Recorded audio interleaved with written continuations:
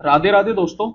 आज अपन करेंगे RRB NTPC 2025 CBT 1 graduate level का 9 जून 2025 शिफ्ट 3 का पेपर। इससे पहले के सारे पेपर मैंने डाल दिए। आई होप कि आप लोगों ने देखे होंगे। किसी भी क्वेश्चन में अगर आपको डाउट हो तो आप कमेंट करके पूछ सकते हैं। चलिए फिर स्टार्ट करते हैं अपन। पहला क्वेश्चन है, आशीष salary is 11,000 per month. He spent 4,000 on house rent and 1,500 on bills and the rest of the amount is his monthly saving. Find his saving in a year if in the month of his birthday he spent all his monthly saving on birthday celebration। तो देखिए इस तरीके का same सवाल पहले काफी सारी shift में पूछा जा चुका है। तो यहां पर अपन उससे सबसे पहले तो आशीष की जो मंथली सैलरी है वो दे रखी है, जो कि है 11,000 रुपए। अब इस 11,000 में 4,000 रुपए हाउस रेंट पे चले जाते हैं, बाकी 1,500 रुपए बिल पे चले जाते हैं, और अब जो बचता है वो उसकी मंथली सेविंग होती है। तो यहां पर आप देख सकते हैं 5,500 रुपए चले गए। दैट मीन्स मैं बोल सकता हूं कि 5,500 रुपए बच गए। 11,000 में से अगर आप 5,500 घटाएंगे तो कितना आ जाएगा, 5,500। तो यहां पर अपन से उसकी ईयरली सेविंग पूछी जा रही है, लेकिन बोला जा रहा है कि जो उसका बर्थडे वाला मंथ है उसमें वो सारा पैसा अपने बर्थडे सेलिब्रेशन पे खर्च कर देता है। तो देखिए अपन जानते हैं कि बर्थडे साल में एक ही बार आता है, तो कोई ना कोई एक ही महीना होगा जिसमें वो अपनी सेविंग को खर्च करेगा। बाकी 11 महीने तो सेव करेगा ही। तो ये एक महीने की सेविंग है, तो मैं बोल सकता हूं कि पूरे साल की सेविंग कितनी हो जाएगी, 5500 इंटू 11। वो एक जो बर्थडे वाला मंथ है उसको मैंने यहाँ पे हटा दिया क्योंकि उसमें वो सारी सेविंग खर्च कर देता है। तो ये कितना आ जाएगा आपके पास, तो 11 पंजे 55 की 5 5 के लिए चला गया, 55 और 5 60। दैट मीन्स कि उसकी ईयरली सेविंग बन जाएगी 60,500। Find the value of M for which it satisfies. तो यहां पर आप देखिए इस तरीके के क्वेश्चंस में आपको या तो 21 या 8 इन दोनों में से किसी एक को पकड़ लीजिए, इसी से अपना काम होएगा। वैसे यहां पर अगर आप देखेंगे तो 8 बटा 21 की पावर 14 और 14 बटा 8 की पावर 14, तो यहां पर पावर सेम है और नंबर एक दूसरे के रेसिप्रोकल है, तो ये एक दूसरे से कैंसिल आउट हो जाएंगे। तो मैं बोल सकता हूं कि इधर मेरे पास आ गया 21 की पावर 12 और इधर में मेरे पास आ गया 21 की पावर -9m+20। तो यहां पर आप देखिए अपन जानते हैं कि 1/a की पावर n को अपन a की पावर -n लिख सकते हैं। तो 1/21 की पावर 9m+20 को मैं 21 की पावर -9m+20 लिख सकता हूं। तो यहां पर मैं बोल सकता हूं कि जब बेस सेम है तो पावर आपस में इक्वल हो जाएगी। तो 12 इज इक्वल टू -9m+20। तो यहां से अगर आप देखेंगे तो m की वैल्यू आपके पास निकल के आ जाएगी। तो देखिए कितना बन गया, ये बन गया -9m इज इक्वल टू, ये -20 उधर गया तो 12 + 20 दैट इज 32। तो m इक्वल टू हो गया आपके पास -32/9। Option number 2। A person save 40% of his income if his expenditure is 480 then his income is. तो यहां पर आप देखिए जब कभी भी इनकम की बात की जाती है तो इनकम को अपन हमेशा 100% मान लेते हैं। बोला जा रहा है कि 40% वो सेव करता है, तो 100 में से 40 गया, मतलब खर्चा कितना करेगा, तो मैं बोल सकता हूं खर्चा वो 60% करेगा। Because expenditure is equal to income minus saving. तो इनकम अगर 100% और सेविंग 40% है तो एक्सपेंडिचर आ जाएगा 60% के बराबर। और ये 60% की वैल्यू हुई अपन को क्वेश्चन में 480 रुपए दे रखी है। अपन से इनकम पूछ रहा है जिसको अपन ने 100% माना था, तो 100% की वैल्यू निकाल लेते हैं। देखिए ये 1 0 तो आपका कैंसिल आउट हो ही जाएगा और 6 से ये 8 बार में चला जाएगा। 1% की वैल्यू हो गई 8, तो 100% की वैल्यू हो जाएगी 8 into 100 that is 800। Option number 1। Next है which of the following number is divisible by 38। तो यहां पर अपन को चेक करना है कि इनमें से कौन सा नंबर 38 से डिवाइड होता है। देखिए 38 को मैं ब्रेक करके 19 इंटू 2 लिख सकता हूं, जहां पे 19 और 2 दोनों ही कोप्राइम नंबर है। कोप्राइम मतलब जिनका एचसीएफ 1 हो। तो मैं बोल सकता हूं कि अगर कोई नंबर 38 से डिवाइड होगा तो उसको 19 और 2 दोनों से डिवाइड होना पड़ेगा। अगर इन दोनों में से किसी एक से भी वो डिवाइड नहीं हो रहा तो फिर वो 38 से नहीं हो पाएगा। तो यहां पर सबसे पहले तो अपन देख लेते हैं कि कौन कौन से नंबर 2 से डिवाइड नहीं हो रहे। तो आप देख सकते हैं यहां पर यूनिट डिजिट ओड है। जब कभी भी यूनिट डिजिट ओड होती है तो वो नंबर 2 से डिवाइड नहीं होता। सेम तरीके से यहां पर भी ये नंबर भी 2 से डिवाइड नहीं होगा। तो मैं बोल सकता हूं कि अपना जो आंसर होगा वो या तो ऑप्शन नंबर 1 होगा या ऑप्शन नंबर 3 होगा। अब इनको अपन क्या करते हैं, 19 से डिवाइड करके चेक कर लेते हैं। देखिए अगर आप पहले वाले नंबर को 19 से डिवाइड करेंगे तो ये 19 का एक बार में 19 जीरो और 19 दूनी 38। दैट मीन्स कि ये नंबर जो है वो पूरी तरीके से 19 से डिवाइड हो गया और 2 से ये डिवाइड हो ही रहा था, तो ये 38 से भी डिवाइड होगा। तो मैं बोल सकता हूं यही अपना आंसर हो जाएगा। अब आपको ऑप्शन नंबर 3 चेक करने की जरूरत नहीं है क्योंकि यहां पर केवल सिंगल करेक्ट ऑप्शन है। तो अगर ऑप्शन नंबर 1 आंसर हो गया तो फिर ऑप्शन 3 कभी भी नहीं हो सकता। अगर 1 के साथ 3 भी सही हो गया दैट मीन्स कि क्वेश्चन बोनस है, क्योंकि फिर तो अपन लगा ही नहीं सकते। ठीक है, चलिए नेक्स्ट है, A can do a piece of work in 57 hours, B and C together can do it in 28 hours. देखिए ए किसी काम को 57 घंटे में करता है, बी और सी मिलके सेम काम को 28 घंटे में करते हैं। While A and C together can do it in 19 hour, और ए और सी ये मिलके सेम काम को 19 घंटे में करते हैं। तो अपन से पूछा जा रहा है कि अगर बी अकेला करता तो कितने घंटे लगाता। तो यहां पर सबसे पहले अपन क्या करते हैं, इन सबका ले लेते हैं एलसीएम ताकि टोटल काम को कुछ माना जा सके। तो टोटल काम को देखिए वैसे तो कुछ भी माना जा सकता है, लेकिन एलसीएम लेके इसलिए मानते हैं ताकि एफिशिएंसी जो है वो इंटीजर में आ सके।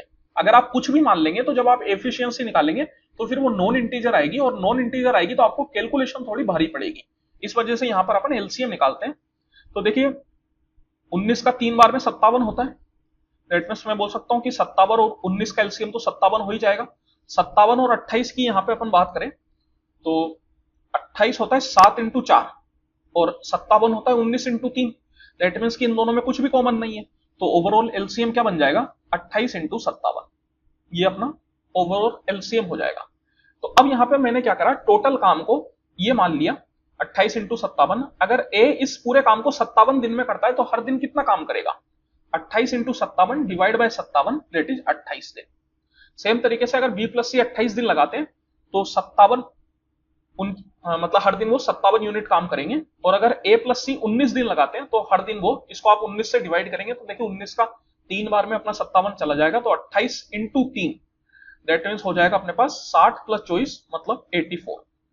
तो 84 यूनिट पर डे ये दोनों मिलके काम करेंगे।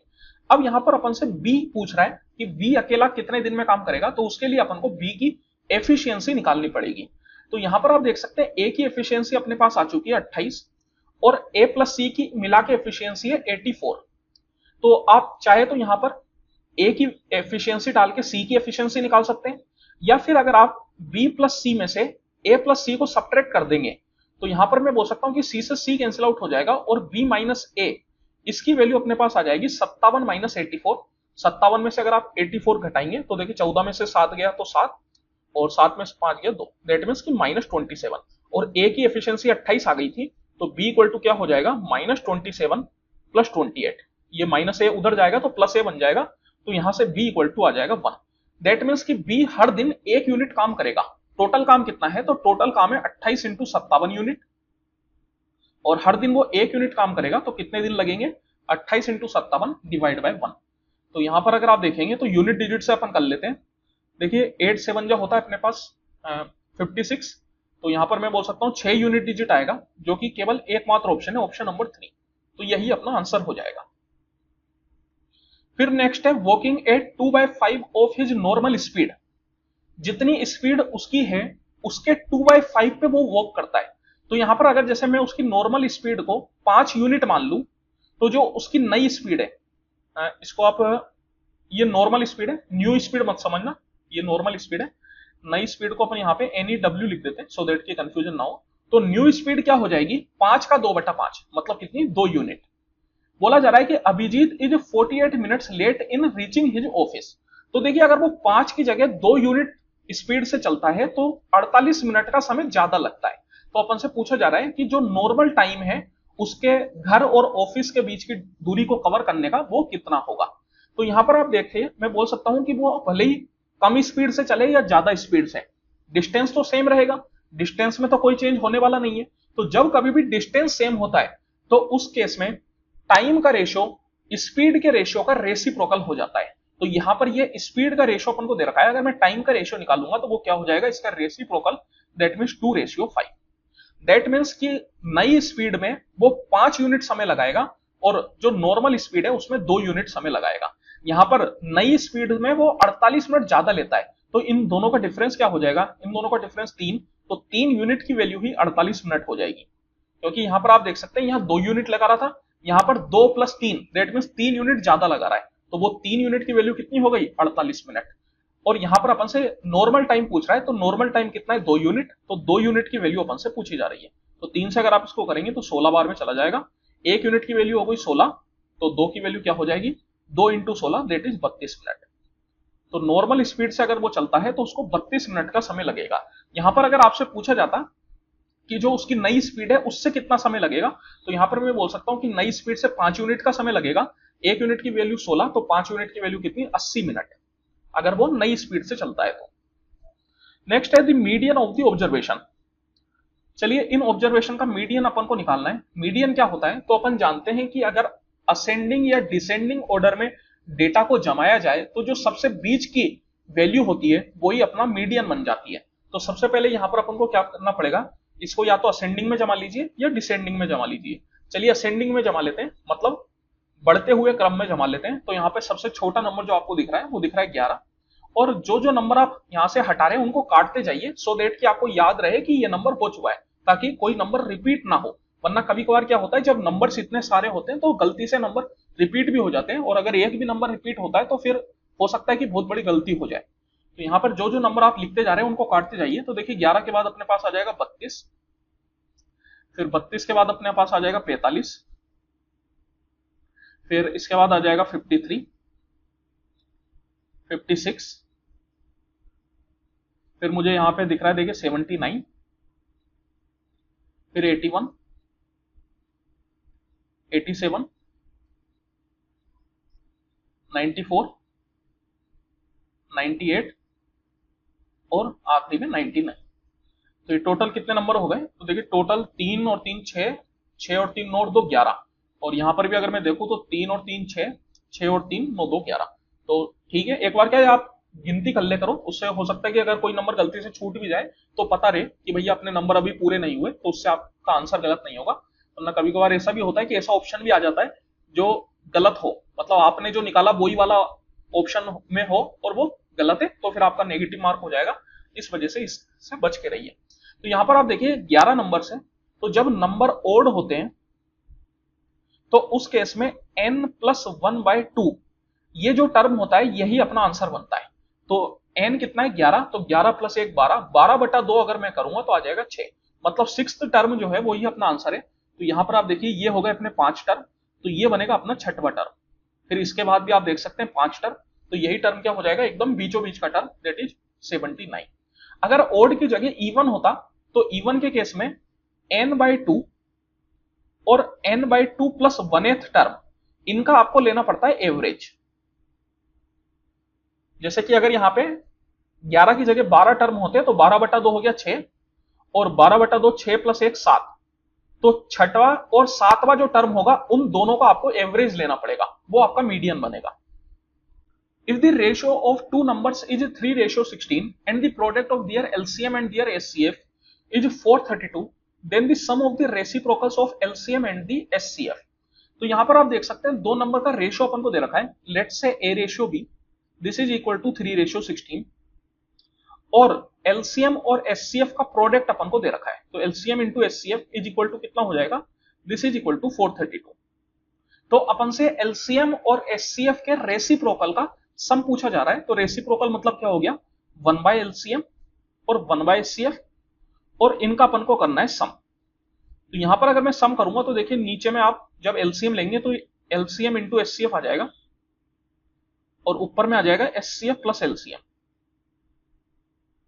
LCM इंटू SCF आपको दे रखा है, ये है 432, और SCF प्लस LCM ये आपको निकालना पड़ेगा। लेकिन यहां पर आप देख सकते हैं अगर मैं ऑप्शन से जाऊं तो मैं कह सकता हूं कि जो भी अपना आंसर होगा उसका डेन्यूमिनेटर, उसका जो डेन्यूमिनेटर है वो 432 का फैक्टर होना चाहिए। तो सबसे पहले अगर मैं बात करूं 151, क्या 151 432 को डिवाइड कर सकता है क्या, तो नहीं कर सकता, दैट मींस कि ये आंसर नहीं हो पाएगा। फिर 145 भी नहीं कर पाएगा। 144 अगर आप देखेंगे तो शायद ये कर सकता है, 3 बार में इसको अगर आप मल्टीप्लाई करेंगे तो देखिए 3 चौको 12 की 2, एक कैरी चला गया, और 14 तो ये 42 और 1 43, दैट मींस कि हाँ ये कर जाएगा, दैट मींस कि यही अपना आंसर हो जाएगा। और ऑब्वियस है कि ये नहीं कर पाएगा तो ये अपना आंसर नहीं होगा। तो मैं बोल सकता हूं कि आंसर क्या होगा, ऑप्शन नंबर 3। अब अपन को एग्जाम पॉइंट ऑफ व्यू से इसको पूरा सोल्व करने की कोई जरूरत नहीं है, अपन को अपना आंसर मिल चुका है, तो अब अपन आगे बढ़ेंगे। लेकिन चलिए ठीक है, यहाँ पर अपन प्रैक्टिस के लिए कर रहे हैं। कभी कभार ऐसा भी हो सकता है कि ऑप्शन में दो ऐसे सेम दे दे, मतलब यहाँ पर ऑप्शन नंबर 4 में भी वो हो सकता है नीचे 144 दे देता और ऊपर कुछ और दे देता, हो सकता है। देखिए होने की कोई वो नहीं होती, मतलब कुछ भी पॉसिबिलिटी बन सकती है, तो इसलिए अपन को हमेशा हर चीज के लिए तैयार रहना चाहिए। तो अपन देख लेते हैं कि एचसीएफ और एलसीएम का सम कैसे निकालेंगे। तो देखिए अपन जानते हैं कि LCM into HCF equal to product of two numbers. तो यहां पर दो नंबर क्या हो जाएंगे, तो जैसे मैं मान लेता हूं कि ए जो है वो 3x है, तो बी अपना बन जाएगा 16x, और ये अपन को 432 दे रखा है, तो 432 इक्वल टू 3 इंटू 16x²। तो इसको अपन कैंसिल आउट भी कर सकते हैं। तो यहां पर 16 से आप इसको कैंसिल आउट करेंगे तो देखिए 16 दूनी 32, और ये कितना हो गया 11, 11 का मतलब बन गया 112। तो 112 के हिसाब से 16 का 7 बार में चला जाएगा और ये 3 का 9 बार में। तो यहाँ पर x² इक्वल टू 9, मतलब x इक्वल टू आ गया आपके पास 3 के बराबर। तो अगर x इक्वल टू 3 आ गया तो यहाँ पर मैं बोल सकता हूं कि जो अपना एलसीएम होगा, तो एलसीएम क्या होगा, तो एलसीएम होगा 3 इंटू 16 इंटू 3। तो एलसीएम देखिए क्या होता है, तो एलसीएम इज इक्वल टू आप बोल सकते हो यहां पर सबसे पहले तो ये जो दोनों नंबर रेशियो में इन दोनों का मल्टीपल, साथ ही साथ यहाँ पे जो चीज कैंसिल आउट हुई थी उसका भी मल्टीपल, क्योंकि जब अपन रेशियो लेते हैं तो क्या करते हैं, जो कॉमन टर्म होता है उसको अपन कैंसिल आउट कर देते हैं। और एलसीएम क्या होता है, तो एलसीएम अपन जानते हैं कि जो दोनों का कॉमन टर्म है साथ के साथ जो कॉमन नहीं है उन सबका मल्टीप्लाई। तो यहाँ पर जो कॉमन नहीं है 3 और 16 उनका मल्टीप्लाई, और जो कॉमन था 3 उसका मल्टीप्लाई, ये अपना क्या बन जाता है, ये बन गया अपना एलसीएम। तो 3 इंटू 3 9, और 16 इंटू 9 अगर आप करेंगे तो आ जाएगा 144। फिर एचसीएफ क्या होगा, तो देखिए एचसीएफ यही जो आपका कॉमन टर्म आया वही आपका एचसीएफ बन जाता है, बिकॉज एचसीएफ क्या होता है, हाईएस्ट कॉमन फैक्टर। और अपन जानते हैं कि जब अपन रेशियो लेते हैं तो कॉमन फैक्टर ही अपना कैंसिल आउट होता है, तो यही अपना एचसीएफ हो जाएगा। तो यहां पर मैं बोल सकता हूं 147/432। यहां पर ऑब्वियस है कि ये कैंसिल आउट हो जाएगा, 3 से अगर आप इसको काटेंगे तो देखिए ये 3 का अपना 4 बार में 12, और 27 मतलब 3 का 9 बार में, और ये नीचे में 3 से 144 बार में। तो आंसर क्या बन जाएगा, option number 3। Select the correct statement regarding the properties of diagonals of a rhombus. तो यहां पर आप देख सकते हैं रोम्बस के डायगोनल्स की प्रॉपर्टीज के बारे में बात की जा रही है।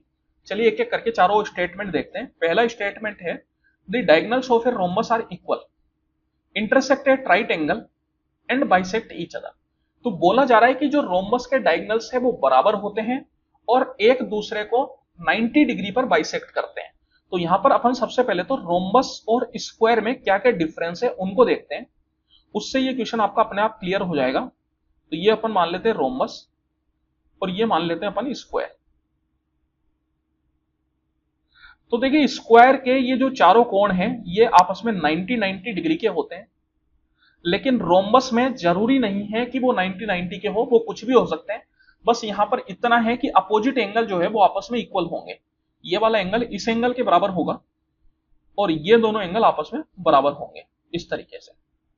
दूसरा, दोनों में ही साइड हमेशा इक्वल होती है चारों, भले ही वो रोम्बस हो या स्क्वायर हो। तीसरा, जो रोम्बस है उसके डायगोनल एक दूसरे को 90 डिग्री पर बाइसेक्ट करते हैं लेकिन इक्वल नहीं होते, मतलब एक डायगोनल छोटा और एक डायगोनल बड़ा हो सकता है। तो यहां पर जो अपन से बोला गया कि राइट एंगल पर बाइसेक्ट करते हैं, तो ये बात तो सही है, लेकिन इक्वल होते हैं ये बात गलत है। दैट मींस कि अपन ऑप्शन नंबर 1 को सही नहीं बोल सकते, क्योंकि ये आधा ही सही है आधा गलत है। अगर मैं बात करूं स्क्वायर, तो स्क्वायर के जो डायगोनल्स है वो बराबर होते हैं और एक दूसरे को 90 डिग्री पर बाइसेक्ट करते हैं। The diagonals of a rhombus are not equal, intersect at right angle and bisect each other।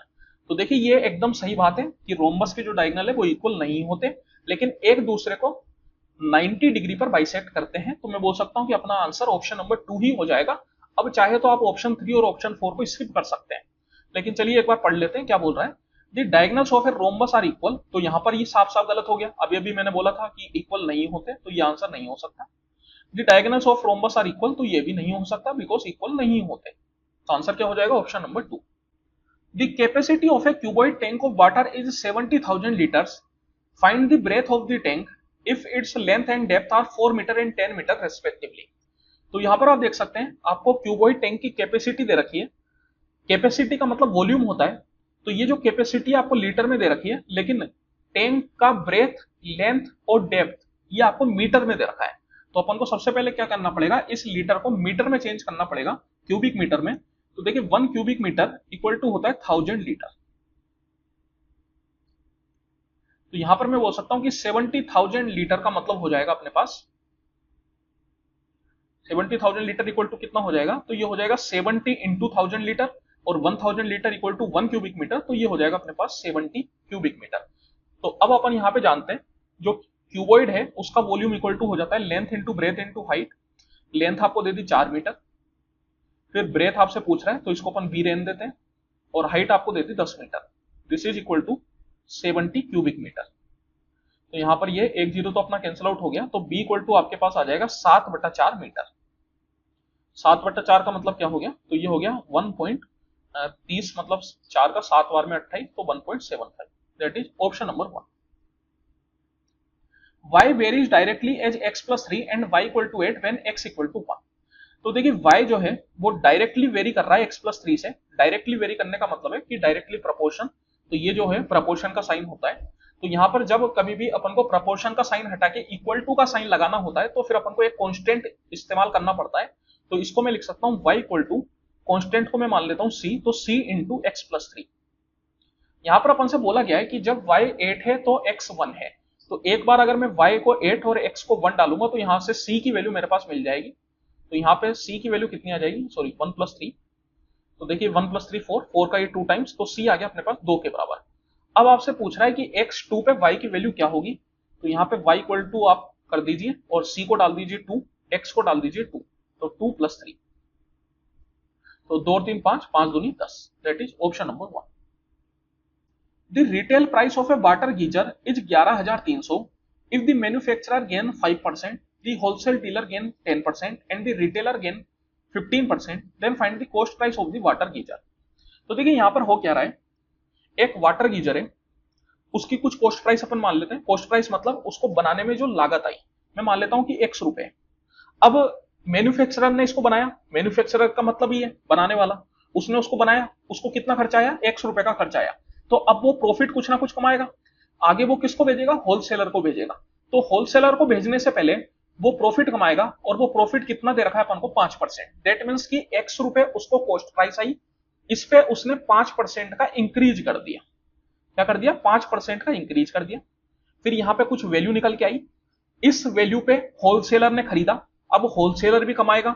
Wholesaler जब रिटेलर को बेचेगा तो उसने इसकी प्राइस को 10% बढ़ा दिया, तो यहां पर उसने 10% का इंक्रीज कर दिया, और फिर कुछ वैल्यू निकल के आई, और फिर उसके बाद रिटेलर जो है वो ग्राहक को कब बेचेगा, तो 15% का इंक्रीज करके बेचेगा। तो जो रिटेलर की जो प्राइस आएगी, रिटेल प्राइस, वो क्या आएगी, इस पे 15% का इंक्रीज, क्योंकि रिटेलर भी कुछ ना कुछ कमाएगा। कितना कमा रहा है, 15%, और ये जो आपके पास निकल के आएगी इसी को आप बोलेंगे सेलिंग प्राइस, जो कि आपको दे रखी है 11,300 रुपए। तो यहां पर एक्स की वैल्यू अपन से पूछी जा रही है। तो देखिए इस क्वेश्चन को अपन नॉर्मली इस तरीके से भी कर सकते हैं कि एक्स पे 5% का इंक्रीज, दैट मींस 105/100, फिर इस पर 10% का इंक्रीज, दैट इज 110/100, फिर इस पर 15% का increase, that is 115/100, and this is equal to 11,300। लेकिन इस तरीके से अगर आप करेंगे तो अच्छी खासी कैलकुलेशन हो जाएगी। तो यहां पर अपन क्या करते हैं, तो देखिए यहां पर मैं बोल सकता हूं कि सक्सेसिव इंक्रीज हो रहा है 5, 10 और 15 का। तो यहां पर इस पूरे का एक सिंगल इंक्रीज में निकाल लेता हूं। सिंगल इंक्रीज निकालने का फॉर्मूला अपन जानते हैं, आप चाहे तो यहां पर दो को एक साथ में लेके कर लीजिए, या फिर तीनों को एक साथ में लेके भी कर सकते हैं, लेकिन ज्यादा बढ़िया है कि अपन दो को लेके कर ले। उससे क्या है, थोड़ा अपना फॉर्मूला छोटा लगेगा उसमें। फिर फॉर्मूला क्या होता है, x1 plus x2 plus x1 x2/100। देखिए x1 और x2 अगर आप डालेंगे तो 5 प्लस 10 15, 15 प्लस 5 इंटू 10 50, 50/100 मतलब 0.5। तो ये आ गया आपके पास 15.5। ठीक है, फिर अब यहां पर आप क्या कीजिए, x1 को 15.5 डाल दीजिए, और x2 को, ये जो आपका रह गया था तीसरा वाला दैट इज 15, ये डाल दीजिए। तो ये आ जाएगा आपका पास 15.5 इंटू 15/100। तो यहां पर ये 15.5 को भी मैं क्या करता हूं, 15 ही मान लेता हूं, है ना। ठीक है, तो या फिर आप इसको बढ़ा दीजिए, या फिर कम भी कर दीजिए, चलिए कोई दिक्कत नहीं है। 15.5 को अपन 15 ही मान लेते हैं, बहुत ज्यादा फर्क नहीं पड़ेगा। तो 15.5 को अगर आप 15 मानेंगे तो 15 इंटू 15 हो जाएगा 225, और 225 बटा 100 करेंगे तो आ जाएगा 2.25।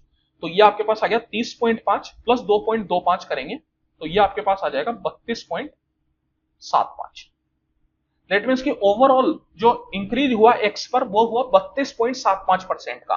दैट मीन्स कि इस चीज को मैं ऐसे भी लिख सकता हूं, एक्स इंटू 32.75 का अगर इंक्रीज होएगा, इस चीज को अगर मैं 100% मानूं तो कितना हो गया overall 132.75%। And this is equal to what 11,300। तो अब आप यहां पे देखिए, ये डिसिमल हटा के इधर मैंने 2 जीरो डाल दी। अब मैं सीधा 13275 से डिवाइड करने वाला हूं, क्योंकि यहां पर अगर आप देखेंगे तो चारों ऑप्शन अपने अच्छे खासे बहुत ज्यादा दूर है, और यहां पर इन सब की जो पहली पहली डिजिट है ये फ्रॉम लेफ्ट साइड ये अलग अलग है। तो मैं केवल और केवल पहली डिजिट निकालूंगा, बाकी और कुछ भी नहीं करूंगा। अगर इस क्वेश्चन में मैं यूनिट डिजिट या डिजिटल सम से जाता तो ये बहुत बड़ी गलती होती, क्योंकि जब कभी भी आंसर आपको राउंड ऑफ करके दिया जाए तो उस केस में कभी भी डिजिटल सम या यूनिट डिजिट नहीं लगाया जाता। तो यहां पर आप क्या कीजिए, सीधा 13275 से इसको डिवाइड कर दीजिए। तो देखिए जब आप इसको डिवाइड करेंगे तो यहां पर मैं बोल सकता हूं कि ये 5 डिजिट है, तो इधर अगर आप 5 डिजिट लेंगे तो आएगा 11,300, लेकिन 11,300 इससे छोटा है, दैट मीन्स कि 6 डिजिट लेनी पड़ेगी। 6 डिजिट अगर मैं लूंगा तो ये मेरे पास बनेगा 1,13,000, और इसको अगर मैं 13,000 भी मानूं तो 13,000 का 8 बार में हो जाता है 104, और 9 बार में होता है 117, तो 9 बार तो ऊपर चला गया। दैट मीन्स कि कितनी बार में जाएगा 8 बार में। तो मैं बोल सकता हूं कि सबसे पहले 13,275 का 8 बार में जाएगा। अब 8 के बाद कुछ भी आए मेरे को कोई मतलब नहीं है, क्योंकि एकमात्र ऑप्शन है जो 8 से स्टार्ट हो रहा है, और वो कौन सा है, ऑप्शन नंबर 2। तो यही मेरा आंसर बन जाएगा। तो देखिए इस तरीके से अगर आप करेंगे तो कैलकुलेशन कम होगी। Determine the nature of the roots of the quadratic equation. तो यहां पे आप देखिए नेचर अपन को बताना है। नेचर का मतलब क्या है कि अपन को डिस्क्रिमिनेंट चेक करना है। जब कभी भी आपसे रूट्स का नेचर पूछा जाए तो आपको डिस्क्रिमिनेंट चेक करना है। अगर डिस्क्रिमिनेंट ग्रेटर देन 0 है, इसका मतलब है कि रूट्स जो है वो अनइक्वल है एंड रियल है। अगर डिस्क्रिमिनेंट इक्वल टू 0 है तो इसका मतलब है कि रूट्स रियल तो है लेकिन इक्वल भी है, रियल एंड इक्वल। और अगर डिस्क्रिमिनेंट लेस देन 0 है तो इसका मतलब है कि रूट्स जो है वो इमेजिनरी है। अगर रूट्स इमेजिनरी होती है तो ऑब्वियस है कि वो अनइक्वल होगी ही होगी, क्योंकि इमेजिनरी मतलब क्या होता है, कंजुगेट नंबर्स, और कंजुगेट नंबर्स हमेशा पेयर में आते हैं। जैसे कि अगर कोई एक number a minus iota B है, तो मतलब एक रूट अगर a माइनस आयोटा बी है तो दूसरा root a plus iota B होगा। तो कंजुगेट नंबर जो होते हैं वो हमेशा पेयर में आते हैं। तो अगर इमेजिनरी रूट है तो फिर ऑब्वियस है कि वो अनइक्वल ही होगी, वो इक्वल नहीं हो सकती, एंड अनइक्वल। ठीक है, तो यहां पर आप देखिए इसका डिस्क्रिमिनेंट चेक करना है। जैसे कि अगर जनरल इक्वेशन में मान के चलूं ax square plus bx plus c equal to 0, तो जो इसका डिस्क्रिमिनेंट होता है वो इक्वल टू होता है b स्क्वायर माइनस 4ac। तो यहां पर अगर आप इससे कंपेयर करेंगे तो b आ गया 2 का स्क्वायर माइनस 4 इंटू a कितना है, a है 3 और c कितना है, c है 5। तो 2 का स्क्वायर 4, तो मैं बोल सकता हूं कि ऑब्वियस है कि नेगेटिव में ही आएगा, बिकॉज 2 का स्क्वायर 4 है और ये हो गया आपके पास 5 चौको 20 ये 60। तो 4 माइनस 60 अगर आप करेंगे तो आ जाएगा आपके पास माइनस 56।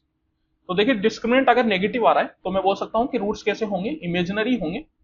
तो that is option number 1, complex roots, है ना। The original price of a music set is 8,000। तो म्यूजिक सेट का जो ओरिजिनल प्राइस है वो 8,000 रुपए। Price is decrease by 12% and then raised by 20%। What is its new price. तो देखिए यहां पर आपसे बोला जा रहा है कि एक म्यूजिक सेट है जिसका ओरिजिनल प्राइस 8,000 रुपए, इसका प्राइस पहले 12% डिक्रीज हुआ। अगर मैं इसको 100% मान लूं तो 12% का डिक्रीज का मतलब होता है 88%। दैट मींस कि प्राइस घट के कितना रह गया, 88%। लेकिन फिर प्राइस 20% बढ़ भी गया। अगर इस पूरे को मैं 100% मान लूं तो इस पे जब आप 20% का इंक्रीज करेंगे तो कितना हो जाएगा, 100 प्लस 20 दैट इज 120%। तो इस पूरे का 120%। यहां पर आपको एक बात को ध्यान रखना है कि जब आप यहां पे 20% का प्राइस इंक्रीज करने की बात कर रहे हैं तो ये पूरे पे होगा, केवल 8,000 पे नहीं होगा। अगर आपने केवल 8,000 पे किया तो मामला गड़बड़ हो जाएगा, क्योंकि देन राइज का मतलब है कि पहले डिक्रीज हुआ और डिक्रीज होने के बाद जो वैल्यू निकल के आई उस पे ओवरऑल 20% का इंक्रीज हुआ। तो ये जो 20% का इंक्रीज है अपन को इस पूरी वैल्यू पे करना है, इस बात का आपको ध्यान रखना है। तो यहाँ पर आप देखिए सबसे पहले तो ये जीरो आप कैंसिल आउट कर सकते हैं, ये अपना 20 से 4 बार में, 20 से 5 बार में, और 5 से ये कैंसिल आउट हो ही जाएगा, 5 दूनी 10 और 5 को 20, तो ये आ गया अपने पास 4 इंटू 88 इंटू 24। अब यहाँ पर अगर मैं बात करूं तो यूनिट डिजिट तो सबकी सेम है, तो यूनिट डिजिट से तो अपन नहीं चल सकते हैं, लेकिन डिजिटल सम अपन इस्तेमाल कर सकते हैं। एक बार डिजिटल सम देख लेते हैं। तो देखिए इसका डिजिटल सम तो 4 ही रहेगा, फिर 8 प्लस 8 16, और 16 का मतलब हो गया 1 प्लस 6 7, तो इसका आ गया 7, और ये आ गया 2 और 4 6। तो फिर इनका अगर मैं देखूंगा तो 7 चौको 28, 28 का डिजिटल सम कितना हो गया 2 प्लस 8, दैट मीन्स की 10, 10 का मतलब हो गया 1, और फिर आप 1 इंटू 6 करेंगे तो ओवरऑल आ जाएगा 6। तो डिजिटल सम जो आएगा वो आएगा 6 के बराबर। चलिए देखते हैं कौन सा ऑप्शन अपने पास 6 के बराबर डिजिटल सम दे रहा है। तो यहां पर सबसे पहले अपन क्या करते हैं, जो जो 9 के मल्टीपल बनते जाए उसको तो आप हटाते ही जाइए। तो यहां पर तो नहीं बन रहा खैर कोई भी, 7 और 7 हो जाता है 14, 14 और 4 18, 18 9 का मल्टीपल है तो हटा दीजिए, क्या रह गया 8 रह गया। तो ये आंसर नहीं हो सकता बिकॉज डिजिटल सम क्या आना चाहिए था 6 आना चाहिए था। फिर यहाँ पे ये 9 तो हटाई दीजिए, फिर ये 8 और 4 12, 12 और 7 19, 19 का मतलब क्या हो गया 1, बिकॉज 1 और 9 10, 10 का मतलब हो गया 1, तो ये भी आंसर नहीं हो सकता। फिर ये 9 हटा दीजिए, 8 और 4 12, 12 और 8 20, 20 का मतलब क्या हो गया 2, तो ये भी आंसर नहीं होगा। फिर 8 और 4 12, 12 और 4 16, 16 और 8 24, और 24 का अगर आप देखेंगे तो 2 प्लस 4 6, दैट मीन्स कि यही अपना आंसर होगा। तो डिजिटल सम से अपन आसानी से इस क्वेश्चन को कर सकते हैं। सिंप्लीफाई, चलिए सिंप्लीफाई करते हैं। देखिए बहुत ही आसान सवाल है, 36 बटा 9, तो 9 का सीधा सीधा 4 बार में चला जाएगा, तो ये बन गया 4 इंटू, और यहां पर अगर ये ब्रैकेट की वैल्यू मैं करूंगा तो 4 और 2 6, 7 और 1 8, और ये आ गया अपने पास प्लस 99। तो पहले ऑब्वियस है कि मल्टीप्लाई होगा, बिकॉज प्लस से ज्यादा एफिशिएंसी मल्टीप्लाई की होती है। अब किसी के मन में सवाल आ रहा हो कि ये वाला प्लस फिर पहले क्यों कर दिया, तो देखिए सबसे पहले ब्रैकेट सोल्व किया जाता है, भले ब्रैकेट के अंदर जो चीज है उसकी एफिशिएंसी बाहर से कम है, तब भी आपको पहले ब्रैकेट ही करना है। जब तक आप ब्रैकेट नहीं करेंगे तब तक आप आगे नहीं बढ़ सकते। तो सबसे पहले ब्रैकेट सोल्व करेंगे, जो कि आ जाएगा 86, तो ये बन गया 4 इंटू 86 प्लस 99। अब आप चाहे तो यहाँ पे यूनिट डिजिट से भी चल सकते हैं, नहीं तो एक आसान सा मल्टीप्लाई, कोई बहुत बड़ी चीज तो है नहीं। तो यहाँ पर मैं बोल सकता हूँ 4 इंटू 86 अगर मैं करूंगा तो 320 प्लस 24, दैट इज आ गया 344, और इसको मैं 100 माइनस 1 बोल देता हूँ, तो ये अपने पास क्या बन गया 444 minus 1, that is 443, option number 4। There are two sections A and B of a class consisting of 22 and 44 student respectively। तो देखिए यहाँ पर दो सेक्शन है A और B, A में 22 स्टूडेंट है, B में 44 स्टूडेंट है। बोला जा रहा है if the average weight of section A is 40 kg and that of section B is 34 kg, find the average weight of the whole class। तो सेक्शन A का जो एवरेज वेट है वो 40 किलो है और सेक्शन B का 34 kilo है, तो अपन से पूरी क्लास का एवरेज वेट पूछा जा रहा है। तो देखिए इस क्वेश्चन को आप चाहे तो डेविएशन मेथड से भी कर सकते हो। यहाँ पर जैसे 40 और 34 दे रखा है मेरे को, तो या तो मैं क्या करूं 34 ही पूरी क्लास का एवरेज वेट मान लूं या फिर 40 मान लूं, इनके अलावा भी और कुछ मान सकते हैं, लेकिन कैलकुलेशन अपन को कम से कम करनी है, अपन को इस बात का ध्यान रखना है। तो यहाँ पर देखिए मैं क्या करता हूँ 40 ही मान लेता हूँ, पूरी क्लास का एवरेज वेट जो है वो मैंने 40 के बराबर मान लिया। अब ये मैंने माना है, ऐसा तो है नहीं कि जो मैं मानूंगा वही आंसर बन जाएगा, ऐसा तो कहीं लिखा नहीं है। तो अब अपन को चेक करना पड़ेगा जो अपन ने माना वो कितना सही था। तो देखिए यहाँ पर सेक्शन ए का एवरेज वेट 40 है और मैंने 40 ही माना, दैट मींस कि जितना माना उतना ही है, तो कुछ भी करने की जरूरत नहीं है। लेकिन यहाँ पर सेक्शन बी का 34 है, मैंने तो 40 मान लिया था, दैट मींस कि कितना कम है 6 किलो कम है। अब ये जो 6 किलो कम है ये अपन को घटाना पड़ेगा, और ये 6 किलो हर स्टूडेंट पे कम है। सेक्शन बी में कितने स्टूडेंट है 44 स्टूडेंट है, तो ये 6 किलो टोटल 44 स्टूडेंट्स पे कम है। और ये जो कम आया इसको आपको सारे स्टूडेंट्स में बराबर बराबर बांटना पड़ेगा। तो टोटल कितने स्टूडेंट है 22 प्लस 44 मतलब 66, तो 66 से आपको इसको डिवाइड करना पड़ेगा। तो देखिए 6 का ये 11 बार में और 11 का ये 4 बार में, तो यहाँ पर 40 माइनस 4 दैट मींस कितना आ गया 36। तो एवरेज वेट जो होगा पूरी क्लास का वो हो जाएगा 36 के बराबर। If A ratio B equal to 3:4, B ratio C 4:7, then A plus B plus C by C is equal to, चलिए तो देखिए A बाय B जो है वो आपको 3/4 दे रखा है, B बाय C जो है वो आपको 4/7 दे रखा है, और आपसे A plus B plus C by C ये पूछ रहा है। तो यहां पर आप देखिए सबसे पहले आपको क्या करना है, इन दोनों में जो कॉमन है, कॉमन क्या है B कॉमन है, तो B को बराबर करना है। लेकिन ऑटोमेटिकली यहां पर B को बराबर है, यहां भी B 4 है और यहां भी B 4 है। अगर जो कॉमन टर्म है वो बराबर है तो अपन सीधा डायरेक्टली इक्वल कर सकते हैं। ए को 3 के बराबर, बी को 4 के बराबर, यहां भी बी 4 के बराबर ही होगा और सी 7 के बराबर। सीधा सीधा आप वैल्यू पुट कर दीजिए, ए को 3, बी को 4, सी को 7 और डिवाइड बाय सी को 7। तो ये कितना हो गया, 3 और 7 10, 10 4 14, 14/7 अगर मैं करूंगा तो आ जाएगा 2 के बराबर। That is option number 4।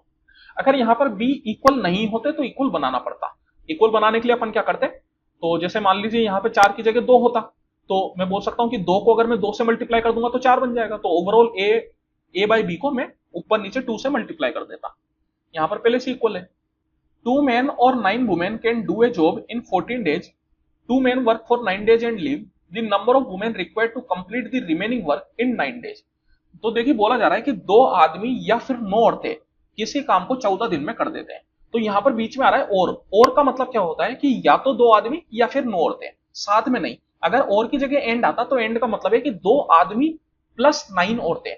तो अगर एंड आता तो उसका मतलब अपन लिखते 2 men प्लस 9 women। लेकिन और आ रहा है तो और का मतलब है कि या तो 2 men या फिर 9 women। तो देखिए इस बात को समझना बहुत ज्यादा जरूरी है। दैट मीन्स ये हुआ कि 2 आदमी भी 14 दिन लगा रहे हैं और 9 औरतें भी 14 दिन लगा रही है। तो इस क्वेश्चन को करने का अपना सिंपल सा तरीका होता है, m1d1 equal to m2d2। m का मतलब हो गया नंबर ऑफ पर्सन और d का मतलब हो गया नंबर ऑफ डेज। तो मैं बोल सकता हूं कि m1 हो गया 2m और डेज कितने लग रहे हैं 14 दिन। m2 हो गया 9 वुमेन और डेज यहां पर भी 14 दिन लग रहे हैं। तो ये आपस में कैंसिल आउट हो जाएगा। तो मेन और वुमेन की जो एफिशिएंसी है उसका रेशियो आ जाएगा 9:2। फिर अपन से बोला गया कि 2 आदमी ने 9 दिन तक काम किया और काम को छोड़ दिया, तो कितनी महिलाओं की जरूरत पड़ेगी बाकी बचे हुए काम को 9 दिन में करने में। तो यहां पर आप देख सकते हैं, मैं बोल सकता हूं कि m1d1 इक्वल टू m2d2, यही सेम कंसेप्ट अपन इस्तेमाल करेंगे। तो m1d1 हो गया अपने पास 2m into 14, this is equal to, तो यहां पर आप देखिए 2 आदमी ने 9 दिन तक काम किया तो कितना काम किया होगा 2m इंटू 9, फिर उनने काम छोड़ दिया। अब महिलाएं भी अगले 9 दिन काम करेगी तो कितनी महिलाएं करेगी ये अपन से पूछा जा रहा है। मैं मान लेता हूं कि x नंबर या n नंबर ऑफ महिलाएं काम करेगी तो हो जाएगा nw इंटू 9। तो यहां पर देखिए m हो गया आपके पास 9 के बराबर और w हो गया 2 के बराबर। ये जो आपके पास एफिशिएंसी का रेशियो आया तो यहां पर m और w की वैल्यू आप डाल दीजिए। तो ये आ जाएगा 2 इंटू 9 इंटू 14 इक्वल टू, यहां पर 9 आप कॉमन ले सकते हैं, 2 इंटू 9 प्लस n इंटू 2। तो देखिए यहां पर सबसे पहले तो 9 अपना पास कैंसिल आउट हो ही रहा है, फिर 2 भी अपने पास कैंसिल आउट हो जा रहा है। तो यहां पर मैं बोल सकता हूं 14 इक्वल टू 9 प्लस n, तो n इक्वल टू कितना आ गया 5। दैट मींस की टोटल 5 महिलाओं की और जरूरत है। Option number 3।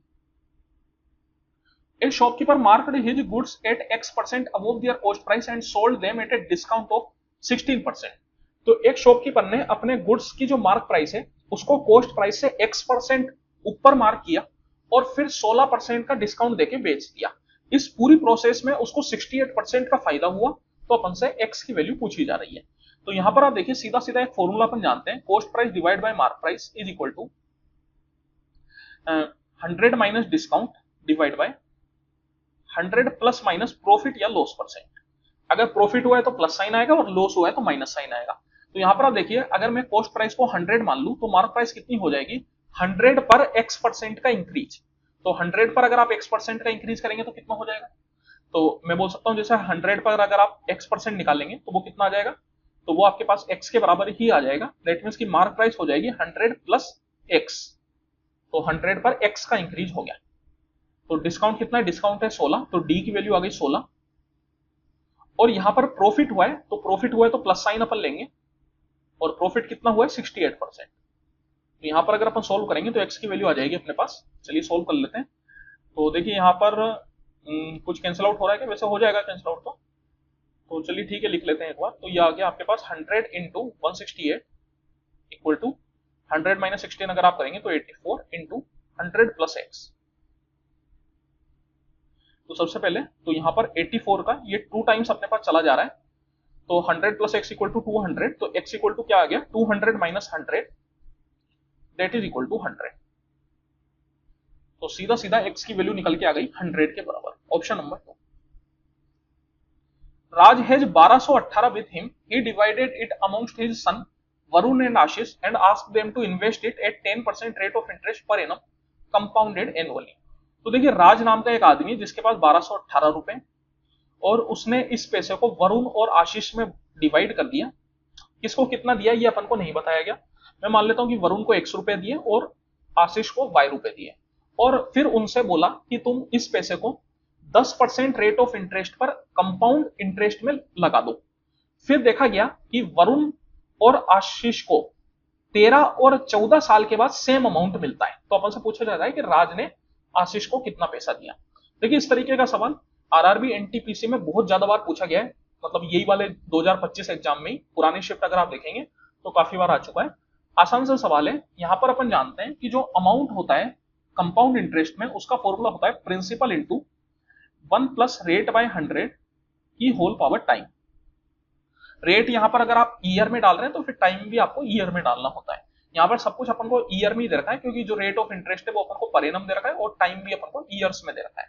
तो अगर मैं बात करूं यहाँ पर कि वरुण को कितना अमाउंट मिलेगा, तो वरुण कितने टाइम के लिए इन्वेस्ट कर रहा है, 13 साल के लिए, तो टाइम तो हो गया 13 साल। प्रिंसिपल क्या होगा वरुण का, प्रिंसिपल मैंने एक्स माना था, तो 100 रुपए को उसने आर कितना है 10%, 10% पर 13 साल के लिए इन्वेस्ट कर दिया। और आशीष की अगर मैं बात करूं तो आशीष ने कितने रुपए इन्वेस्ट किए, Y रुपए इन्वेस्ट किए, कितने साल के लिए, 14 साल के लिए। रेट ऑफ इंटरेस्ट सेम है 10%, तो 10/100, इसकी होल पावर कितना आ जाएगा 14। तो ये दोनों जो है वो बराबर हो गया, क्योंकि ये क्या बन गया, अमाउंट बन गया जो कि 13 और 14 साल के बाद बराबर होने वाला था। तो ये दोनों जो है वो बराबर हो गया। तो अब आप यहां पर अगर देखेंगे तो इस चीज को मैं क्या लिख सकता हूं, तो इसको मैं लिख सकता हूं 1 प्लस 10/100 इंटू 1 प्लस 10/100 की होल पावर 30। तो एक 1 प्लस 10/100 मैंने इसमें बाहर कर लिया, तो ये जो चीज है ये अपने आप में कैंसिल आउट हो जाएगी। तो यहाँ पर x इक्वल टू आ गया आपके पास y इंटू, यहाँ पर ये हो गया 1/10, दैट मीन्स की 11/10, तो ये आ गया आपके पास 11/10। तो x और y का रेशो अगर आप लेंगे तो ये आ जाएगा आपके पास 11:10। अब अपन से पूछ रहा है कि राज ने आशीष को कितने पैसे दिए थे, तो यहां पर मैं बोल सकता हूं कि 11 + 10 दैट इज 21 यूनिट की वैल्यू कितनी हो जाएगी, 1218। और राज ने आशीष को कितने दिए, y कितना है 10 यूनिट, तो 10 यूनिट की वैल्यू अपन से पूछी जा रही है। तो 21 से ये कैंसिल आउट हो जाएगा। तो देखिए 21 का 5 बार में चला जाएगा 105, 121 माइनस 105 अगर आप करेंगे तो आएगा 16, 16 का मतलब 168, और 21 का 8 बार में बन गया 168। तो 1 यूनिट की वैल्यू आ गई 58, तो 10 यूनिट की वैल्यू क्या हो जाएगी, 10 इंटू 58 मतलब 580। Option number 1। The diameter of a metallic solid sphere is 42 centimeter. It is melted and drawn into a wire with a cross-sectional diameter of 0.6 centimeter. Find the length of the wire. तो देखिए यहाँ पर बोला जा रहा है कि एक सॉलिड स्फीयर है जिसका डायमीटर अपन को दे रखा है, और इस सॉलिड स्फीयर को पिघला के एक वायर की फॉर्म में बनाया जा रहा है। तो जब कभी भी अपन किसी भी सॉलिड फिगर को मेल्ट करके कोई नया फिगर बनाते हैं तो उस केस में हमेशा उन दोनों का वॉल्यूम को इक्वल करते हैं, क्योंकि हमेशा जब भी आप किसी भी सॉलिड फिगर को मेल्ट करेंगे तो केवल वॉल्यूम ही है जो इक्वल होगा, उसका कर्व्ड सरफेस एरिया या टोटल सरफेस एरिया ये बदल जाता है लेकिन वॉल्यूम नहीं बदलता।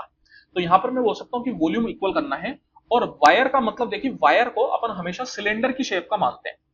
तो वायर कैसा होता है, ऐसा ये लंबा सा होता है, तो इसको जो है वो सिलेंडर की शेप का मान लिया जाता है। तो यहां पर ये हो गया सिलेंडर, और जो सिलेंडर की हाइट है उसी को वायर की लेंथ मान लेते हैं। तो यहां पर मैं बोल सकता हूं कि जो सॉलिड स्फीयर है उसकी रेडियस कितनी हो जाएगी, देखिए डायमीटर अगर 42 है तो रेडियस हो जाएगी 21, बिकॉज रेडियस डायमीटर का आधा होती है। तो स्फीयर का वॉल्यूम होता है 4/3 πr3, r को 21 डाल देते हैं। This is equal to volume of cylinder, cylinder का वॉल्यूम πr²h। तो रेडियस कितनी है, तो यहां पर देखिए डायमीटर आपको 0.6 दे रखा है, तो रेडियस मैं बोल सकता हूं कितनी हो जाएगी, इसका आधा, दैट मीन 0.3। तो 0.3 इंटू 0.3 इंटू हाइट की जगह आप बोल दीजिए लेंथ, क्योंकि यहां पर वायर है तो वायर में लेंथ ली जाती है। तो यही लेंथ आपसे पूछ रही। लेकिन एक बात का आपको ध्यान रखना है, ये जितने भी अपन ने चीजें ली, मतलब ये सारी क्या है सेंटीमीटर में, इनकी यूनिट सेंटीमीटर में, लेकिन आपसे लेंथ मीटर में पूछ रहा है। तो इस बात का आपको ध्यान रखना है कि आपको आंसर को मीटर में चेंज करना पड़ेगा। तो सबसे पहले तो ये पाई तो अपना कैंसिल आउट हो जाएगा। फिर देखिए 3 से 7 बार में, फिर ये 0.3 से मैं बोल सकता हूं 70 बार में चला जाएगा, क्योंकि 3 से 7 बार में जाता तो 0.3 से 70 बार में हो जाएगा। फिर ये 0.3 से 70 बार में, तो यहां पे मैं बोल सकता हूं कि लेंथ कितनी आ जाएगी, तो लेंथ आ जाएगी देखिए आपके पास ये 4 इंटू 7 का क्यूब इंटू 10 का स्क्वायर, ठीक है। और ये जो लेंथ आएगी वो सेंटीमीटर में आएगी, आपको चेंज करना है मीटर में, तो मीटर में चेंज करने के लिए क्या करना पड़ेगा, 100 से डिवाइड करना पड़ेगा। तो जब आप 100 से डिवाइड करेंगे तो ये 10 स्क्वायर आपके पास खत्म हो जाएगा, तो ये आ जाएगा 4 into 7 cube, that is metre. 7 cube का मतलब होता है 343, तो 4 इंटू 343। तो यहां पर आप चाहे तो यूनिट डिजिट देख सकते हैं, यूनिट डिजिट खैर दो की सेम है, चलिए पूरा ही कर लेते हैं। 4 3 12 की 2, एक कैरी चला गया, 4 चौको 16 और एक 7, एक कैरी चला गया, 4 3 12 और एक 13, तो 1372 metre, option number 1। If x plus y equal to 10 and xy equal to 16 then the value of this। देखिए इस तरीके के सवालों में सबसे अच्छा तरीका होता है हिट एंड ट्रायल मेथड। अगर आप हिट एंड ट्रायल मेथड से x और y की वैल्यू सोच पा रहे हैं तो फिर बहुत ही आसानी से ये क्वेश्चन आपका हो जाएगा। तो यहां पर अगर आप देखेंगे तो x इंटू वाई ये आपको दे रखा है 16, तो 16 के लिए मैं बोल सकता हूं कि अगर मैं 8 इंटू 2 करूंगा तो 16 आ जाएगा। तो अब मैं चेक कर लेता हूं क्या 8 और 2 का सम 10 होता है क्या, तो एकदम सही बात है भैया, 8 plus 2 this is equal to 10। That means कि यहां पर x इक्वल टू 8 और y इक्वल टू 2 सेटिस्फाई हो गया। अगर ये सेटिस्फाई हो गया तो बस आपको कुछ भी नहीं करना, यहां पर x की वैल्यू 8 डाल दीजिए, दैट मीन्स 8 की पावर 4, और y की वैल्यू 2 डाल दीजिए, दैट इज 2 की पावर 4। तो अब आप चाहे तो इसको पूरा पूरा भी सॉल्व कर सकते हैं, नहीं तो यहाँ पे यूनिट डिजिट का भी सहारा ले सकते हैं, क्योंकि चारों ऑप्शन की यूनिट डिजिट अलग अलग है, तो यूनिट डिजिट से भी आपका काम चल जाएगा। मैं बोल सकता हूं कि दोनों इवन नंबर है, इवन नंबर की मैं कुछ भी पावर कर दूं, दोनों की पावर, दोनों की जो यूनिट डिजिट है वो इवन होने वाली है, और इवन का सम इवन ही आएगा। तो ऑप्शन 3 और ऑप्शन 2 तो वैसे भी नहीं हो सकता, क्योंकि यहाँ पर यूनिट डिजिट क्या हो गई, ओड हो गई, तो ये दोनों तो अपने ऐसे ही चले गए। हाँ, अगर तीसरा वाला ऑप्शन भी अपना ओड होता तो फिर वो तीसरा भी अपना चला जाता, तो फिर तो एक ही आंसर बचता, सीधा अपन लगा देते। लेकिन यहाँ पर दो ऑप्शन उन्होंने ऐसे दे दिए जिनकी यूनिट डिजिट क्या है, इवन है और सेम भी है। दैट मीन्स कि आप यूनिट डिजिट का सहारा नहीं ले सकते। मुझे शुरुआत में दिखा नहीं, मैंने गलती से बोल दिया कि चारों अलग है, लेकिन यहाँ पर अगर आप देखेंगे तो दो के सेम है, तो यूनिट डिजिट का सहारा नहीं ले पाएंगे। तो चलिए इसको या तो अपन पूरा पूरा सोल्व कर लेते हैं, या फिर यहाँ पर अपन डिजिटल सम इस्तेमाल कर सकते हैं। डिजिटल सम में कोई दिक्कत नहीं है, डिजिटल सम अगर आप इस्तेमाल करना चाहें तो कोई परेशानी नहीं है। लेकिन ठीक है, 8 का क्यूब होता है 512, तो ये हो जाएगा 512 इंटू 8, तो 8 दूनी 16 की 6, एक कैरी चला गया, और 8 पंजे 40, प्लस 2 का पावर 4 हो जाता है अपने पास 16, तो ये कितना हो जाएगा अपने पास, ये हो जाएगा 4112, that is option number 4। A ladder 10.6 metre long is leaning against a wall. देखिए एक लेडर है, ये अपने पास हो गई वॉल, और एक लेडर है जो कि कुछ इस तरीके से लगा हुआ है, और ये लेडर की जो लंबाई है अपन को दे दी 10.6 मीटर। फिर बोला गया it makes an angle of 30 degree with the ground, तो ये जो लेडर है वो ग्राउंड से 30 डिग्री का एंगल बना रहा है। तो यहां पर आप देखिए ये लेडर दो जगह टिका हुआ है, एक तो ग्राउंड पे और एक बॉल पे। बॉल पे तो यहां पर टिका हुआ है और ग्राउंड पे यहां पर टिका हुआ है, तो ग्राउंड के साथ जो एंगल है वो अपन को दे रखा है, दैट इज 30 डिग्री।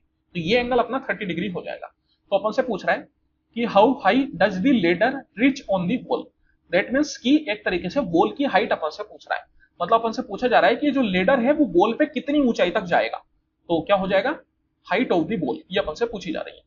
तो देखिए इस तरीके के क्वेश्चंस में जब कभी भी आपसे हाइट एंड डिस्टेंस में 30 60 90 ये एंगल्स दे रखे हो, यहां पे मैं बोल सकता हूं ये वाला एंगल तो 90 हो गई, ये 30 है, तो ये बाकी बचा हुआ एंगल क्या हो जाएगा, 60 हो जाएगा। तो जब कभी भी 30 60 और 90 ये एंगल होते हैं तो उसमें करस्पॉन्डिंग साइड का रेशो 1:√3:2 होता है। 30 के सामने वाली साइड अगर 1 यूनिट है तो 60 के सामने वाली साइड √3 यूनिट होगी, और 90 के सामने वाली साइड 2 यूनिट होगी। तो यहां पर आप देख सकते हैं 90 के सामने वाली साइड अपन को दे रखी है कितनी, 10.6, तो दैट मींस मैं बोल सकता हूं कि 2 की वैल्यू हो गई 10.6, तो 1 यूनिट की वैल्यू क्या आ जाएगी, ये आ जाएगी 5.3। और यहां पर अपन से 30 के सामने वाली साइड पूछ रहा है जिसको अपन 1 यूनिट लेके चलते हैं, तो यही अपना आंसर हो गया 5.3 मीटर, ऑप्शन नंबर 4। अगर यहां पर अपन से इस वॉल का फुट और लेडर के फुट के बीच की डिस्टेंस पूछता, मतलब ये जो हॉरिजॉन्टल डिस्टेंस आपको नीचे दे रखी है ये पूछता, तो फिर अपन को 60 डिग्री के सामने वाली साइड निकालनी पड़ती, जिसको अपन √3 टाइम्स मानते हैं। तो 1 यूनिट अगर 5.3 है तो √3 यूनिट कितना हो जाएगा, 5.3√3। तो ये वाली जो साइड है ये हो जाएगी आपके पास 5.3√3, और ये आ जाएगी 5.3, और ये अपना आंसर बन जाएगा। 20 dual desks and 12 chairs were bought for 79,600। तो देखिए यहां पर 20 डुअल डेस्क और 12 चेयर खरीदी गई, कितने में, 79,600 में। If the average cost of A dual desk was 3,500, find the average cost of a chair. तो देखिए जो 20 डुअल डेस्क है इनका एवरेज अपन को दे रखा है 3500। अगर एवरेज 3500 है दैट मींस मैं बोल सकता हूं कि पूरी 20 डुअल डेस्क का जो कॉस्ट है वो कितना हो जाएगा, वो हो जाएगा 20 into 3500 plus 12 into C equal to 79,600। तो यहां पर अगर आप सोल्व करेंगे तो 12 सी इक्वल टू कितना आ जाएगा 79,600 माइनस, तो 35 दूनी 70 और फिर उस पर 3 जीरो दैट मीन 17,000। तो ये अपने पास आ गया 9,600। तो 12C मतलब 12 चेयर की कॉस्ट आ गई। आपसे चेयर की एवरेज कॉस्ट पूछ रहा है, एवरेज कॉस्ट एक तरीके से 1C पूछ रहा है। तो 1C अगर आप निकालेंगे तो क्या हो जाएगा 9600 बाय 12, 12 का 8 बार में छिड़ तो ये हो गया 800। मतलब एक चेयर का जो कॉस्ट प्राइस है वो एक तरीके से क्या बन गया 800। How long will it take for 1680 to become 2100 at a rate of 4% per annum simple interest. तो पूछा जा रहा है कि 1680 रुपए 2100 रुपए बनने में कितना समय लगेगा 4% पर एनम सिंपल इंटरेस्ट पे। तो यहां पर मैं सीधा सीधा बोल सकता हूं ये अपने पास है प्रिंसिपल, ये है अपने पास है अमाउंट। तो मैं बोल सकता हूं सिंपल इंटरेस्ट कितना हो जाएगा अमाउंट माइनस प्रिंसिपल। अमाउंट में से अगर आप प्रिंसिपल घटाएंगे तो कितना आ जाएगा, ये 10 में से 8 गया 2, फिर 10 में से 6 गया 4 और 1 में से 1 गया 0, दैट मीन 420 रुपए। तो 420 रुपए का सिंपल इंटरेस्ट अपने को मिला। तो सिंपल इंटरेस्ट का फॉर्मूला क्या होता है, principal into rate into time बटा 100। तो प्रिंसिपल आप डाल सकते हो कितना 1680, रेट है 4% और टाइम आपसे पूछा जा रहा है, इसको टी डाल देते हैं और इसको कर देते हैं सोल्व।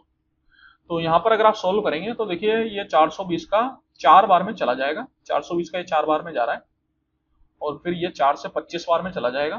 तो टाइम इक्वल टू आ जाएगा आपके पास 25/4। 25/4 का मतलब क्या हो गया, 4 का 6 बार में 24 और तो 4 दूनी 8, 4 पंजे 20, 6.25। That is option number 1।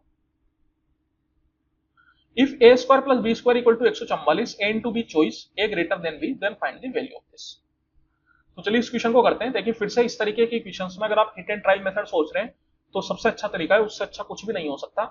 लेकिन यहां पर अगर आप देखेंगे तो दो ऑप्शन ऐसे हैं जिसमें स्क्वायर रूट इन्वॉल्व हो रहा है। अगर स्क्वायर रूट इन्वॉल्व हो रहा है दैट मींस कि हो सकता है कि इनकी वैल्यू इंटीजर ना हो, मतलब a और b इंटीजर ना हो। तो अगर a और b इंटीजर नहीं है तो फिर हिट एंड ट्रायल मेथड काम नहीं कर पाएगा, क्योंकि स्क्वायर रूट में वैल्यू सोचना बहुत मुश्किल हो जाता है, वो उतना आसान नहीं है जितना आपको लग रहा है। तो इसलिए अपन क्या करते हैं, इसको नॉर्मली ही करते हैं, यहां पर वैल्यू अपन नहीं सोच पाएंगे। तो देखिए यहां पर a माइनस बी कैसे निकलेगा, तो a माइनस बी का होल स्क्वायर इक्वल टू होता है a square minus 2ab plus B square. तो यहां पर मैं बोल सकता हूं कि a square plus B square दे रखा है 144 और a भी दे रखा है 24, तो ये आ जाएगा 2 इंटू 24। ये कितना आ गया अपने पास, 2 इंटू 24 हो गया 48, 144 माइनस 48 करेंगे तो 96। तो यहां से a माइनस बी जो है वो इक्वल टू आ गया रूट 96। और सेम तरीके से a प्लस बी का होल स्क्वायर इक्वल टू होता है a square plus B square plus 2ab। a square plus B square अपन को दे रखा है 144, a भी दे रखा है 24, तो ये हो गया 2 इंटू 24, 2 इंटू 24 हो गया 48, 144 प्लस 48 अगर मैं करूंगा तो मेरे पास आ जाता है 192, है ना, क्योंकि 144 प्लस 44 हो गया 188, 188 प्लस 4 करेंगे तो 192। तो यहां से आप बोल सकते हो कि a plus B equal to आपके पास आ जाएगा स्क्वायर रूट 192। तो a minus B upon a plus B आपको करना है, a माइनस बी आ गया रूट 96 और a प्लस बी आ गया रूट 192। तो यहाँ पे ओवरऑल स्क्वायर रूट में ये 96 का 2 टाइम्स चला जाएगा, तो मैं बोल सकता हूँ 1/2। 96 का क्या हो गया, ये 2 टाइम्स हो गया। तो आंसर क्या हो जाएगा, option number 2, that is square root half. Two concentric circle have radii of 10 cm and 26 cm. Find the length of the chord of the larger circle that is tangent to the smaller circle. तो देखिए यहाँ पे दो concentric circle अपन से दे रखे हैं। Concentric circle का मतलब क्या होता है, ऐसे दो सर्किल जिनका सेंटर सेम हो लेकिन रेडियस अलग अलग हो। तो कुछ इस तरीके से बन गए। एक सर्किल की रेडियस 26 है और एक की 10 है, तो मैं बोल सकता हूं बाहर वाले सर्किल की रेडियस 26 होगी और अंदर वाले की होगी 10। अपन से यहाँ पे कोड की लेंथ पूछी जा रही है बड़े वाले सर्किल के, लेकिन वो छोटे वाले सर्किल के टेंजेंट का काम कर रही है। दैट मींस कि कुछ इस तरीके से बनेगी, छोटे वाले सर्किल को टच करते हुए जाएगी और बड़े वाले सर्किल की क्या बन जाएगी, रेडियस बन जाएगी, कोड बन जाएगी। तो इस कोड की लेंथ आपसे पूछी जा रही है। तो अब मैं बोल सकता हूं कि अगर इस सेंटर से इस कोड पे मैं परपेंडिकुलर डालूं तो मैं बोल सकता हूं कि ये जो परपेंडिकुलर है ये इस कोड को बाइसेक्ट करेगा, बिकॉज सेंटर से जब भी अपन कोड के ऊपर परपेंडिकुलर डालते हैं तो वो कोड को बाइसेक्ट करता है। तो यहां पर अगर आप इसको एड ज्वाइन करेंगे तो देखिए ये जो है आपकी बड़े वाले सर्किल की रेडियस हो गई जो कि 26 है, ये आपकी छोटे वाले सर्किल की रेडियस हो गई जो कि 10 है। तो आप इतनी वैल्यू निकाल सकते हैं। ये क्या हो जाएगा आपके पास, तो पाइथागोरस थ्योरम आप लगा सकते हैं। तो 10 और 5 12 13 ये अपने पास ट्रिपलेट होता है, तो उस हिसाब से अगर आप डबल करेंगे तो 10 24 26 बन जाएगा। 5 12 13 ये ट्रिपलेट होता है, इसका डबल भी ट्रिपलेट होएगा, क्योंकि किसी भी ट्रिपलेट को अगर सेम नंबर से मल्टीप्लाई या डिवाइड किया जाता है तो जो नए नंबर आते हैं वो भी आपस में ट्रिपलेट होते हैं। तो अगर 5 12 13 ट्रिपलेट है तो 10 24 26 भी ट्रिपलेट होगा, तो ये जो है वो 24 के बराबर हो जाएगा। और मैं जानता हूं कि ये कोड जो है बाइसेक्ट हो रही है, तो ऊपर वाला 24 है तो नीचे वाला भी 24, तो 24 plus 24 that is 48 centimetre. Option number 2। What is the mean of the following distribution, इसका मीन अपन से पूछा जा रहा है। देखिए यहां पर अपन जानते हैं कि मीन क्या हो जाएगा, तो mean equal to sum of all the numbers divide by total number of numbers. तो यहां पर sum of all the numbers क्या हो जाएगा, जैसे कि 95 स्टूडेंट के 13 मार्क्स आए, तो सबसे पहले तो क्या करना पड़ेगा, इनका मल्टीप्लाई दैट इज 95 इंटू 13। फिर सेम तरीके से 57 स्टूडेंट के 27 नंबर आए तो इनका मल्टीप्लाई। फिर 80 स्टूडेंट के 59 मार्क्स आए, फिर 98 स्टूडेंट के 61 मार्क्स आए, और फिर 73 स्टूडेंट के 97 मार्क्स आए। तो ये हो गया इन सब का sum divide by total number of student. तो टोटल नंबर ऑफ स्टूडेंट कितने बन जाएंगे, 95 प्लस 57 प्लस 80 प्लस 98 प्लस 73। तो अब यहां पर देख सकते हैं आप कैलकुलेशन तो है, वैसे इसमें डेविएशन मेथड भी आप लगा सकते हैं, लेकिन अब ठीक है उतना सब फालतू करने से कोई मतलब नहीं है, इसलिए नॉर्मली कर लेते हैं। यहां पर अगर आप चाहे तो डिजिटल सम का इस्तेमाल कर सकते हैं, डिजिटल सम अपना यहाँ पे काम कर जाएगा। जैसा कि अगर मैं ऊपर में बात करूं तो ये 9 अपना हटा दीजिए आप, और तो ये 1 और 3 4 5 को 20, 20 का मतलब आ गया डिजिटल सम 2। फिर ये 2 और 7 9, तो दैट मीन डिजिटल सम 0। फिर यहाँ पे ये 9 हटा दीजिए आप, और 8 पंजे हो गया 40, 40 का मतलब डिजिटल सम कितना गया 4। फिर ये 9 हटा दीजिए, 6 और 1 7, और 7 8 जब 56, 5 और 6 11, 11 का मतलब 1 प्लस 1 2। फिर ये 9 हटा दीजिए, 7 और 3 10, 10 का मतलब 1, 1 इंटू 7 7 डिवाइड बाय, यहाँ पे ये 9 हटा दीजिए 5, 5 7 12, 12 का मतलब हो गया 3, 8 प्लस 0 8, ये 9 हटा दीजिए 8, और 7 और 3 10, 10 का मतलब 1। तो देखिए ऊपर कितना आ गया आपका, 2 और 4 6, और ये 2 और 7 9 होगा तो हटा दीजिए, तो 2 और 4 6 आ गया ऊपर में। नीचे में फिर 8 9 हटा दीजिए, 5 3 8, 8 और 8 16, 16 का मतलब हो गया 1 प्लस 6 7। तो ऊपर में आ रहा है 6, नीचे में आ रहा है 7। तो अब अपन को चेक करना है कि किसके साथ मल्टीप्लाई होकर डिजिटल सम 6 बनेगा। तो यहां पर डिजिटल सम है 4, तो 4 इंटू 7 अगर आप करेंगे तो 28 आएगा, 28 का मतलब हो जाता है 8 प्लस 2 10 दैट इज 1, तो ये तो आंसर नहीं हो सकता। फिर ये है 4 प्लस 5 दैट इज 9, 9 का मतलब 0, 0 को अगर मैं 7 से मल्टीप्लाई करूंगा तो 0 ही आएगा, तो ये भी आंसर नहीं हो सकता। फिर ये है 5 प्लस 1 6, 6 इंटू 7 अगर आप करेंगे तो आएगा 42, 42 का मतलब हो जाता है 6, तो मैं बोल सकता हूँ यही अपना आंसर हो जाएगा। क्योंकि यहां पर भी अगर आप करेंगे तो देखिए 7 प्लस 4 11, 11 का मतलब 1 प्लस 1 2, और 2 इंटू 7 अगर आप करेंगे तो आएगा 14, और 14 का मतलब हो जाता है 1 प्लस 4 दैट इज 5, तो ये भी आंसर नहीं हो सकता। तो आंसर क्या हो जाएगा, option number 3। The cost of 5 shirt and 7 trousers together is 6150 and the cost of 3 shirt is equal to the cost of 4 trousers। तो देखिए 5 शर्ट और 7 ट्राउजर, इसका जो मिला के कॉस्ट है वो है 6150। फिर बोला जा रहा है कि 3 शर्ट का जो कॉस्ट है वो इक्वल है 4 ट्राउजर के कॉस्ट के। तो अपन से 2 शर्ट और 2 ट्राउजर का मिला के कॉस्ट पूछा जा रहा है, मतलब 2 शर्ट प्लस 2 ट्राउजर, इसकी वैल्यू अपन से पूछी जा रही है। चलिए ठीक है, तो अगर मैं यहां पे बात करूं तो देखिए क्या कर सकते हो आप। सबसे पहले तो आप नहीं तो नॉर्मली कर लो, नॉर्मली हो ही जाएगा।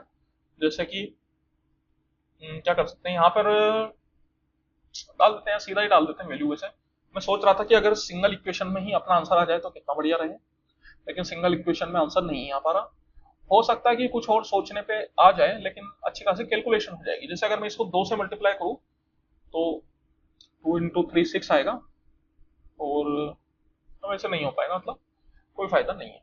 चलिए ठीक है, कोई दिक्कत नहीं है, नॉर्मली कर लेते हैं। तो यहाँ पर मैं बोल सकता हूँ कि वन शॉट इक्वल टू हो गया 40/3, इधर आप पुट कर दीजिए, तो ये आ जाएगा 5 इंटू 40/3 प्लस 70 इक्वल टू आ गया 6150। तो ये कितना हो गया, 4 5 चौको 20, और ये 3 से 7 21, 20 plus 21 41, this is equal to, ये 3 उधर जाएगा तो 6150 इंटू 3। मेरे हिसाब से 41 से कैंसिल आउट हो जाना चाहिए, एक बार कर लेते हैं। 41 का एक बार में 61 माइनस 41 हो जाएगा 20, 20 का मतलब हो गया 205, और 41 का 5 बार में 205। तो यहाँ से वन ट्राउजर की वैल्यू आ गई आपके पास 450। तो अगर वन ट्राउजर 450 है तो वन शर्ट कितना हो जाएगा, 4 इंटू 450 बटा 3, दैट इज 3 से 150 बार में, 150 इंटू 4 मतलब 600। तो एक शर्ट की वैल्यू आ गई 600। तो ये आ जाएगा 2 इंटू 600 प्लस 2 इंटू 450, तो 1200 प्लस 900 कितना हो गया, 2100 रुपए। Option number 3। चलिए इसी के साथ समय समाप्ति की घोषणा। आई होप कि आप लोगों को मजा आया होगा। किसी भी क्वेश्चन में अगर आपको डाउट हो तो आप कमेंट करके पूछ सकते हैं, और वीडियो अच्छी लगी हो तो प्लीज वीडियो को लाइक कर दे करिए, लाइक करने से मोटिवेशन मिलता है। इसी तरीके से और भी नई वीडियो आपको मिलती रहेगी। चलिए फिर मिलते हैं अपन अगली वीडियो में, तब तक के लिए बहुत बहुत धन्यवाद।